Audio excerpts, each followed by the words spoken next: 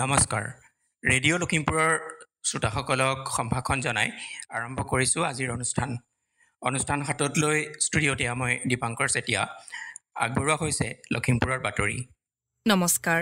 লখিমপুৰৰ বাতৰি হাতত লৈ ষ্টুডিঅ'ত মই জুনমণি দত্ত। লখিমপুৰ জিলাৰ অসম অৰুণাচল সীমান্তৱৰ্তী বান্দৰদেৱাত অবৈধ সুৰাৰ ব্যৱসায়ে শৈক্ষিক আৰু সামাজিক বাতাবৰণত বিৰূপ প্ৰভাৱ পেলোৱাৰ কথা জিলাখনৰ সচেতন ৰাইজ আৰু দল সংগঠনে উল্লেখ কৰি আবকাৰী বিভাগৰ প্ৰতি প্ৰশ্ন উত্থাপন কৰিছে। 15 নং ৰাষ্ট্ৰীয় ঘাইপথৰ কাষত গঢ়ি উঠা হোটেল, ধাবা আদিত অনুমতিবিহীনভাৱে মদ বিক্ৰী আদিৰ দৰে বিষয়বোৰ সকলোৱে দেখি আহিছে যদিও আৰক্ষী আৰু প্ৰশাসন ব্যৱস্থাই গুৰুত্ব সহকাৰে লোৱা নাই বুলি বাতৰিত প্ৰকাশ পাইছে। অপৰাধজনিত বিভিন্ন ঘটনা সংঘটিত হোৱাত ই প্ৰভূত ইন্ধন যোগাই আহিছে বুলিও বহুজনে মত প্ৰকাশ কৰিছে। লখিমপুৰ জিলা আবকাৰী বিভাগে কঠোৰ হাতেৰে এইবোৰ দমন কৰিব লাগিছিল যদিও নিষ্ক্ৰিয় ভূমিকা গ্ৰহণ কৰাহে পৰিলক্ষিত হৈছে। জিলাখনৰ সচেতন লোকে লখিমপুৰ জিলা আবকাৰী বিভাগৰ লগতে আৰক্ষী প্ৰশাসনক প্ৰয়োজনীয় ব্যৱস্থা গ্ৰহণ কৰি অসাধু ব্যৱসায়ীসকলক নিয়ন্ত্ৰণ কৰিবলৈ দাবী জনাইছে। লখিমপুৰ জিলাৰ শ্ৰী শ্ৰী পদুমণি আই থানৰ 29তম প্ৰতিষ্ঠা দিৱস দুদিনীয়া কাৰ্যসূচীৰে কাইলৈৰ পৰা আৰম্ভ হ'ব। কাৰ্যসূচী অনুসৰি কাইলৈ দুপৰীয়া বিভিন্ন জনগোষ্ঠীৰ দ্বাৰা আৰতি প্ৰদৰ্শনৰ পিছতে দেৱী বন্দনা, তাণ্ডৱ নৃত্য, কালী নৃত্য, দশৱতাৰ নৃত্য আদি প্ৰদৰ্শন হ'ব। দ্বিতীয় দিনা অৰ্থাৎ 4 আগষ্টৰ পুৱা 7 বজাত সোৱণশিৰি নদীৰ পৰা জল সংগ্ৰহৰ এক কাৰ্যসূচী হাতত লোৱা হৈছে। শ্ৰী শ্ৰী পদুমণি আই থানৰ সংক্ষিপ্ত ইতিবৃত্ত নামৰ এখনি গ্ৰন্থ উন্মোচন হ'ব বুলি কাৰ্যসূচীত প্ৰকাশ। স্থানীয় শিল্পীসকলৰ দ্বাৰা দ্বিতীয় দিনা বিপ্ৰ দামোদৰ আখ্যান দন্তবক্ৰৰ মুক্তিলাভ নামৰ এখনি ভাওনাও প্ৰদৰ্শন হ'ব। ভক্তপ্ৰাণ ৰাইজৰ সহায় সহযোগিতা আৰু উপস্থিতি কামনা কৰিছে আয়োজক মণ্ডলীয়ে। লখিমপুৰ জিলাৰ বিহপুৰীয়া সমষ্টিভিত্তিক অৱসৰপ্ৰাপ্ত শিক্ষকসকলৰ এখন ৰাজহুৱা সভা যোৱা 30 আগষ্টত নাৰায়ণপুৰৰ জৰাবাৰীস্থিত স্বেচ্ছাসেৱী অনুষ্ঠান জ্যোতি সংগমৰ প্ৰেক্ষাগৃহত অনুষ্ঠিত হয়। এই ৰাজহুৱা সভাতেই যোগেন চন্দ্ৰ বৰাক সভাপতি আৰু ক্ষেত্ৰধৰ চাবুকধৰাক সম্পাদক হিচাপে লৈ বিহপুৰীয়া সমষ্টিভিত্তিক অৱসৰপ্ৰাপ্ত শিক্ষক সংস্থা গঠন কৰা হয়। লখিমপুৰ জিলা উপায়ুক্তৰ কাৰ্যালয়ৰ পৰা নকাৰী চাবতি হৈ লীলাবাৰী বিমানকোঠলৈ যোৱা পথছোৱাত নিৰ্মাণৰত অৱস্থাত থকা নকাৰীৰ উৰণীয়া সেতুখনৰ কাম পূৰ্ণগতিত চলি আছে। এই অতি ব্যস্ততাপূৰ্ণ পথছোৱা বিদ্যালয়, মহাবিদ্যালয়ৰ ছাত্ৰ-ছাত্ৰী, সাধাৰণ ৰাইজ আৰু লখিমপুৰ মেডিকেল কলেজ তথা পূৰ্বৰ চাবতিস্থিত চিকিৎসালয়লৈ অহা যোৱা কৰা ৰোগীসকলৰ বাবে সমস্যা হিচাপে চিহ্নিত হৈ আছিল। ইপিনে লীলাবাৰী বিমানকোঠ আৰু ভালেমান শৈক্ষিক প্ৰতিষ্ঠান থকা ব্যস্ততাপূৰ্ণ পথছোৱাত তীব্ৰ যান-জঁটৰ সমস্যাৰ অৱসান ঘটাবলৈ বৰ্তমান নিৰ্মাণ কৰি থকা উৰণীয়া সেতু নিৰ্মাণৰ কাম সম্পূৰ্ণ হ'লে চৰকাৰে গ্ৰহণ কৰা অন্যান্য উন্নয়নমূলক কামৰ ভিতৰত ইও এক অতি উল্লেখযোগ্য কাম হিচাপে বিবেচিত হ'ব। এই ক্ষেত্ৰত স্থানীয় বিধায়ক শ্ৰীযুত মানৱ ডেকাৰ ভূমিকা আৰু সদিচ্ছা গুৰুত্বপূৰ্ণ হিচাপে বিবেচিত হ'ব। লালুক জ্যেষ্ঠ মাধ্যমিক বিদ্যালয়ৰ ইংৰাজী বিষয়ৰ শিক্ষক খাইৰুল হাবিব ওৱাৰেছে শিক্ষক জীৱনৰ পৰা যোৱা 31 আগষ্টত অৱসৰ গ্ৰহণ কৰে। অৱসৰপ্ৰাপ্ত শিক্ষকগৰাকীক বিদায় সম্বৰ্ধনা জনোৱাৰ উদ্দেশ্যে লখিমপুৰ জিলাৰ ঘিলামৰাত অসম ভলীবল মিছন 100ৰ প্ৰতিষ্ঠা দিৱসটি ঘিলামৰা ছোৱালী ভলীবল কোচিং চেণ্টাৰৰ উদ্যোগত কালি অনুষ্ঠিত হয়। ঘিলামৰা কান্ত খনিকৰ হাইস্কুলস্থিত ভলীবল কোচিং চেণ্টাৰ স্থলীত কেক কাটি উদযাপন কৰা হয় 6ষ্ঠ সংখ্যক প্ৰতিষ্ঠা দিৱসটি। প্ৰশিক্ষক প্ৰদীপ চমুৱাৰ লগতে ঢকুৱাখানা জিলা ক্ৰীড়া সন্থাৰ সম্পাদক অচ্যুত ছত্ৰধৰা, অৱসৰী শিক্ষক ভোগেশ্বৰ লাহন, শাৰীৰিক নিৰ্দেশক পৰমানন্দ বৰুৱা, কিৰণ চন্দ্ৰ গগৈ, প্ৰাক্তন খেলুৱৈ অকণ গোহাঁই, হোমেন গগৈ, শাৰীৰিক নিৰ্দেশক সুনীল বৰুৱা আৰু বিদ্যুৎ কুমাৰ দত্ত অনুষ্ঠানত উপস্থিত থাকি ভাষণ প্ৰদান কৰে। উল্লেখযোগ্য যে 2019 চনতে ৰাষ্ট্ৰীয় ভলীবল দলৰ অধিনায়ক অভিজিৎ ভট্টাচাৰ্যৰ প্ৰচেষ্টাত গঠন হোৱা অসম ভলীবল মিছন 100এ ইতিমধ্যে ভলীবল খেলৰ প্ৰচাৰ আৰু প্ৰসাৰৰ ক্ষেত্ৰত গুৰুত্বপূৰ্ণ ভূমিকা পালন কৰি আহিছে। বিদ্যালয়খনত এটি সম্বৰ্ধনা অনুষ্ঠানৰ আয়োজন কৰা হয়। অনুষ্ঠানটিত লালুক মহাবিদ্যালয়ৰ অধ্যক্ষ ড লক্ষীনন্দন নাথ, বিদ্যালয়খনৰ পৰিচালনা সমিতিৰ সভাপতি প্ৰফুল্ল শইকীয়া, অৱসৰপ্ৰাপ্ত অধ্যক্ষ প্ৰদীপ বৰা, আব্দুল ছাত্তাৰ, গোবিন বৰা, বিশ্বজ্যোতি বৰপাত্ৰ আদি ভালেসংখ্যক ব্যক্তি উপস্থিত থাকে। শ্ৰোতাসকলক জনাওঁ যে আমাৰ লখিমপুৰৰ বাতৰি একে নামেৰে থকা ইউটিউব চেনেল আৰু ফেচবুক পেজ ৰেডিঅ' লখিমপুৰৰ জৰিয়তে শুনিব পাৰিব। নিয়মীয়াকৈ বাতৰিসমূহ শুনি থাকিবলৈ ফেচবুক পেজটি ফ'ল' নাইবা লাইক আৰু ইউটিউব চেনেলটি ছাবস্ক্ৰাইব কৰিব। আমাৰ আজিৰ নিশাৰ লখিমপুৰৰ বাতৰি ইমানতে অন্ত পৰিল। পৰৱৰ্তী বাতৰি প্ৰচাৰ কৰা হ'ব কাইলৈ নিশা 8 বজাত। নমস্কাৰ। শ্ৰোতাসকলে ইমান পৰে লখিমপুৰৰ বাতৰি শুনিলে।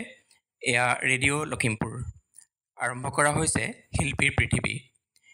শিল্পীৰ পৃথিৱী অনুষ্ঠানত নাট্য তথা চলচ্চিত্ৰ জগতৰ প্ৰবীণ অভিনয় শিল্পী শ্ৰী পৰেশ বৰাৰ সৈতে হোৱা কথোপকথনৰ আজি 13শ খণ্ড আগবঢ়োৱা হৈছে। তেখেতৰ সৈতে আলাপ কৰিছে মিণ্টু শইকীয়াই। আহকচোন আমি অনুষ্ঠানটিৰ মাজলৈ আগবাঢ়োঁ। নমস্কাৰ প্ৰিয় শ্ৰোতাসকল, শিল্পীৰ পৃথিৱীৰ অন্য এটা খণ্ড হাতত লৈ পুনৰ উপস্থিত হৈছোহি আপোনালোকৰ কাষত। আপোনালোক অৱগত যিহেতু যোৱা খণ্ডসমূহত লখিমপুৰ তথা অসমৰ স্বনামধন্য অভিনেতা, চিনেমাৰ জগতত যথেষ্ট বৰঙণি আগবঢ়োৱা ব্যক্তি শ্ৰীযুত পৰেশ বৰা ছাৰৰ সৈতে সাক্ষাৎকাৰ আমি গ্ৰহণ কৰি আছোঁ। ছাৰ, আপোনাক আজিৰ অনুষ্ঠানলৈ পুনৰবাৰ স্বাগতম জনাইছোঁ। ধন্যবাদ। ছাৰ, আমি আহি আজি ত্ৰয়োদশ খণ্ডত উপনীত হৈছোহি।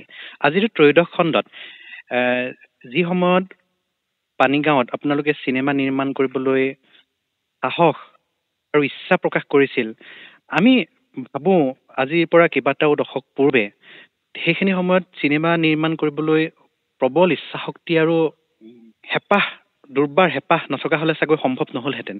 কি কয় আপুনি ছাৰ? এইটোৱে অতি সুন্দৰ কথা কৈছা। সেই সময়ত অসমত কেইখন অসমীয়া ছবি সৃষ্টি হৈছিলে? নাই, কৰিব পৰা নাছিলে। কিন্তু আমাৰ প্ৰবল হেঁপাহ আছিলে, প্ৰবল ইচ্ছা শক্তি আছিলে, নিষ্ঠা আছিলে আমাৰ। আৰু আমি প্ৰকৃততে এটা শপত লোৱা নিচিনাকৈ লৈছিলোঁ যে আমি ছবি কৰিমেই। আমাৰ আগতে মই কৈছিলোঁ যে আমাৰ এই শক্তিটো আমি ক'ৰ পৰা পাইছিলোঁ। আমাৰ এই জয়া শইকীয়াই আমাক এই উৎসাহটো দিছিলে যে আমি কি কাৰণে কৰিব নোৱাৰিম, আপোনালোকে কি কাৰণে কৰিব নোৱাৰিব। আমি যেতিয়া পাৰোঁ, আমাৰ মোৰ ওচৰৰ ছোৱালীয়ে পানীগাঁৱৰ পৰা গৈ তাত লখিমপুৰ অসমত বিভিন্ন মঞ্চত বা চিনেমা কৰিব পাৰিছোঁ। ডক্টৰ বেজবৰুৱাৰ নিচিনা পৰিচালক বজেন বৰুৱাৰ ছবিত মই অভিনয় কৰিব পাৰিছোঁ। কি কাৰণে আপোনালোকে নোৱাৰিব? এই শক্তিটো আমি পাইছিলোঁ। সেই প্ৰবল ইচ্ছা শক্তি থকাৰ কাৰণে আমি ছবিখন কৰিবলৈ সক্ষম হৈছিলোঁ। কিমান কষ্ট এখন ছবি কৰাত, কিমান কষ্ট। এতিয়া লখিমপুৰত দিগন্ত চৰ আমি চিনেমা কৰাৰ পিছত, আমি উপজা সামাজিক চিনেমা কৰাৰ পিছত এটা গ্ৰুপ উঠিছিলে, লখিমপুৰত এটা গ্ৰুপ উঠিছিলে আৰু এটা ছবি নিৰ্মাণৰ এটা প্ৰতিষ্ঠান এটা কৰিছিলে, দিগন্ত চলচ্চিত্ৰ বুলি। প্ৰফুল্ল বৰুৱা আছিলে এডভকেট, তেওঁ চেয়াৰমেন আছিলে, তৰুণ শইকীয়া আছিলে ছেক্ৰেটাৰী। কিন্তু তেওঁলোকে আগবাঢ়িব গৈছিলে, কিন্তু নোৱাৰিলে। গতিকে সেই সময়ত এখন ছবি কৰাটো এতিয়া সহজ, কাৰণ এতিয়া চব বস্তু পায়, টেকনিকেল বস্তু চব পায়। কিন্তু সেই সময়ত তুমি পোৱা হোৱা নাছিলে। গতিকে তাৰ মাজত আমি যে কৰিব পাৰিলোঁ, সেইটো ডাঙৰ কথা। সেইকাৰণে ঘন হাজৰিকাই যিটো কথা কৈছিলে যে আজি লখিমপুৰত ঘৰে ঘৰে চাকি বন্তি জ্বলাব লাগে, এটা গৌৰৱৰ কথা। আজি এনেই কোৱা নাছিলে। গতিকে আমি আজি অনুভৱ কৰিছোঁ আমি ইমান প্ৰবল শক্তি আমি ক'ব পাইছিলোঁ। এইটো বয়সত আমি চিন্তা কৰিছোঁ ইমান প্ৰবল শক্তি আমি ক'ব পাইছিলোঁ। জীৱন বৰা, মই, তীৰ্থস্লেং, ৰখাচবৰীয়া, উমেশ বৰা, এইখিনি আমি শক্তি ক'ব পাইছিলোঁ। গতিকে মোৰ এনেকুৱা বহুত কথা ক'বলগীয়া আছে, বহুত কথা ক'বলগীয়া আছে চিনেমা সম্পৰ্কীয়, নাটকৰ সম্পৰ্কত। ছাৰ, মোৰ মনলৈ আৰু এটা কথা আহিছে। সেইখিনি সময়ত যেতিয়া আপোনালোকে চিনেমা নিৰ্মাণৰ কামত হাত দিলে, সেইখিনি সময়ত আপোনালোকে অভিনেতা অভিনেত্ৰীও গোটালে, কিন্তু সমান্তৰালভাৱে মুখ্য অভিনেতা অভিনেত্ৰীসকলৰ লগতে সেই সময়ৰ পানীগাঁৱৰ সৰু সৰু অভিনেতা বুলি যাক আমি কওঁ, ধৰক ছাইডত কাষত ওলাবলৈ এটা সুবিধা পায়, তাতো বহু ৰাইজো ওলাইছিল, বহু ব্যক্তি ওলাইছিল, ভুমুকি মাৰিবলৈ সুবিধা পাইছিল। সেইখিনি সময়ত তেওঁলোকৰ হেঁপাহ আৰু উৎসাহ কেনেকুৱা আছিল? ক'ব নালাগে, মানে দল বান্ধি আহিছিলে। যেতিয়া কোৱা হয় যে তোমালোক আহিবা দিম সময়ত, ঠিক একদম একজেক্ট টাইমত হাজিৰ হয়। কোনো আমি মানে তেওঁলোকৰ কাৰণে আমাক চিন্তা কৰিবলগীয়া হোৱা নাছিলে। একদম সময়ত তেওঁলোক হাজিৰ হয়, উপস্থিত হয় মানে শ্বুটিঙৰ জেগাটোত। সেইটোৱে খুব ভাল লাগিছে, উৎসাহ সাংঘাতিক তেওঁলোকৰ। বহুতে ভুমুকি মাৰিবলৈ এটা সুবিধাও পাইছিল তেতিয়া। ডেফিনেটলি পাইছিলে। আৰু এতিয়া তেওঁলোকৰ এই ছবিখন দেখিয়ে তেওঁলোকৰ দুখ এটা আছে। সেইটো দুখ কি মই মাজে মাজে আমি ছবিখন দেখুৱাই নতো ইয়াত। তেওঁলোকে মানে তেতিয়া দিনৰ এক্ট্ৰেছ মানুহখিনি প্ৰায়বিলাক নাইকিয়া হৈ গ'ল, প্ৰায়বিলাকে ঢুকালে। তেওঁলোকে আমাক সোধে এইজন কোন আছিলে, এইজন কোন আছিলে, প্ৰায়বিলাকে নাইকিয়া হৈ গ'ল। গতিকে আকৌ তেওঁলোকক ক'বলগীয়া হয়, মানে পুৰণা দিনৰ মানুহখিনিক মোৰ মনতো সেইবিলাক আহি যায় যে এইজন মানুহ এনেকুৱা আছিল। হয় ছাৰ, আপুনি এতিয়া ধৰক যিগৰাকী ব্যক্তিৰ সৈতে একেলগে সেইখিনি সময়ত কেমেৰাৰ আগত ওলাইছিল, বহু ব্যক্তিটো নাই, সেইসকলক এতিয়া স্মৰণ কৰিব লগা হয় বা চিনি নোপোৱাসকলক আপুনিয়ে ক'ব লগা হয় যে এইজন আমুক আছিল। সেইটোৱে ডাঙৰ কথা, সেইটোৱে ক'বলগীয়া হয় যে এওঁ আমুক আছিলে, এওঁ তামুক আছিল, তেওঁ আমুক আছিলে, এনেকুৱা কথা ক'বলগীয়া হয়। ছাৰ, আৰু এটা ছাৰ মোৰ মনলৈ আহিছে এইখিনি সময়ত আপোনাৰ সৈতে কথা পাতি, যে সেইখিনি সময়ত অঞ্চলটোৰ যিটো ভৌগোলিক পৰিৱেশ, ধৰক কাষৰ ৰঙা নদীখন, আপোনালোকৰ পানীগাঁও অঞ্চলটোৰ ঘৰ সজাৰ যিটো আৰ্হি, সেই গোটেই ভৌগোলিক পৰিৱেশটো চিনেমাখনৰ জৰিয়তেতো ধৰি ৰখা হ'ল নহয় জানো ছাৰ? বহুত ধৰি ৰখা হৈছে। আৰু এটা আচল কথা কোৱা নাই। এই উপজা যেনেকে পলাশৰং নিশেষ হৈ গৈছিল, নাইকিয়া হৈ গ'ল এতিয়া, তেনেকে উপজা সমাজখন নাইকিয়া হৈছিলে। কিন্তু সৌভাগ্যৰ কথা যে সেইখন 1975 অল ইণ্ডিয়া টেলিভিশ্যনত এইটো ব্ৰডকাষ্ট কৰিছিলে দিল্লীৰ পৰা।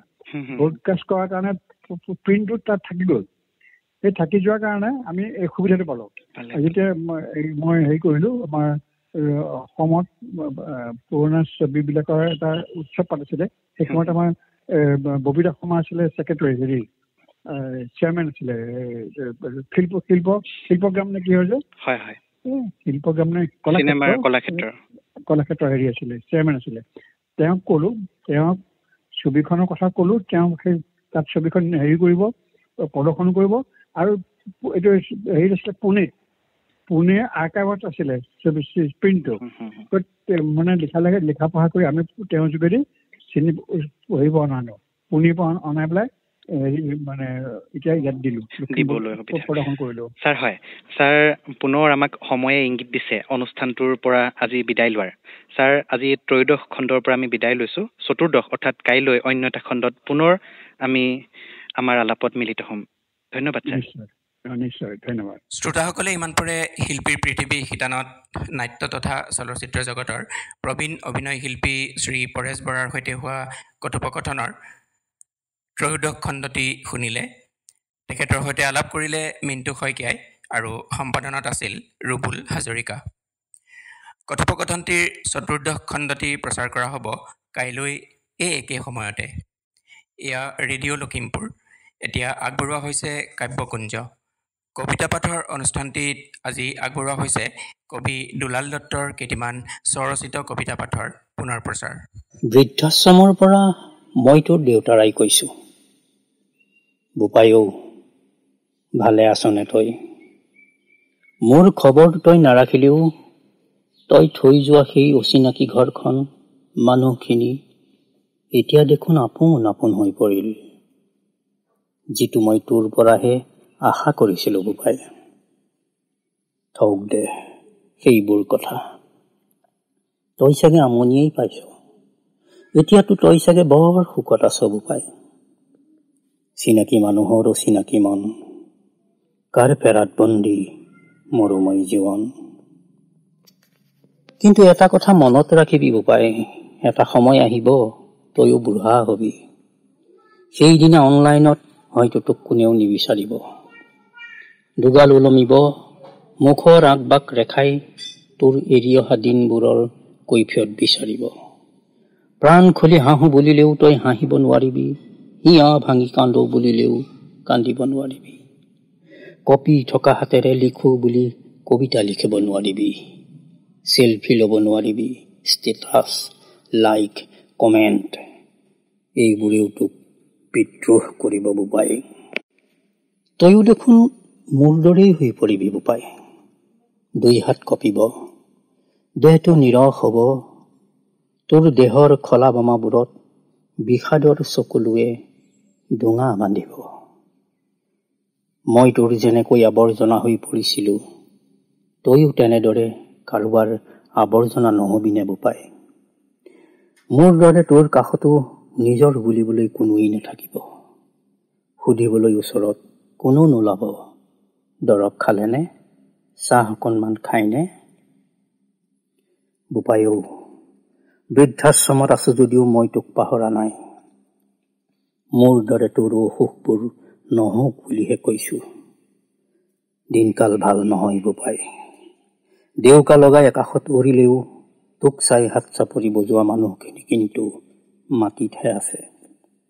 আত্মীয়ৰ পৰা বিচ্ছিন্ন হোৱাৰ বেদনা মই ভোগ কৰিলেও তই তেনে সন্তাপ নাপাও বুলিহে কৈছো বোপাই। কাৰণ তই মোক আপোন বুলি নাভাবিলেও মই যে তোৰ দেউতাৰা বোপাই। তই হয়তো নাজান, জীৱন সম্পৰ্কে সঁচা কথা কেৱল মা দেউতাৰাইহে কয়, নহলে ছবি মতলবী স্বাৰ্থপৰ। কোনেও তোক সঁচা কথা নকৰিব পাৰে। মানুহৰ বাস্তৱ ছবি তই কি চিনি পাবি, তইতো মোকেই চিনি নাপালি, আচল কথা কি জানব পাৰি। এই সময়ত তোক ভাল পোৱা মানুহ বহুত পাবি, কিন্তু তোৰ দৰকাৰ সেইজনৰ যাৰ লগত তই বুঢ়া হ'ব পাৰিবি। শুনিবলৈ পাইছো তই হেনো তোৰ মাৰ্বল পাথৰৰ ঘৰটোৰ কোনোবা এটা কোঠাত প্ৰভুৰ আসন এভাগ পাতিছ, তাতেই বোলে তই ভগৱানক বিচাৰি আছ। ভালেই কৰিছ বোপাই। ধন সম্পত্তি নাৰী বাৰীৰে তোৰ মনটো একাংগী কৰি তুলিলেও সেই কংক্ৰিটৰ মাজতো যে তই তেওঁক বিচাৰি পাইছ, মোৰ খবৰ নালাগে ৰাখিব। সুখী হব পাই মনৰ হেঁপাহেৰে। আৰু এটা কথা, মাৰৰ খবৰ মই নাপাওঁ, ক'ত এৰি আহিলি, পাৰিলে খবৰ এটা লবি। এতিয়া তোৰ মাৰৰ বাবেই মোৰ অসুখ। কাব্যকুঞ্জ অনুষ্ঠানটিত ইমান পৰে কবি দুলাল দত্তৰ স্বৰচিত কবিতা পাঠ শুনিলে। আজিলৈ ৰেডিঅ' লখিমপুৰৰ অনুষ্ঠান প্ৰচাৰ ইমানতে সামৰিছোঁ। পৰৱৰ্তী অনুষ্ঠান প্ৰচাৰ হ'ব কাইলৈ নিশা 8 বজাত। কাইলৈৰ অনুষ্ঠানত পুনৰ লগ পোৱাৰ প্ৰতিশ্ৰুতিৰে আজিলৈ বিদায় লৈছোঁ। শুভৰাত্ৰি।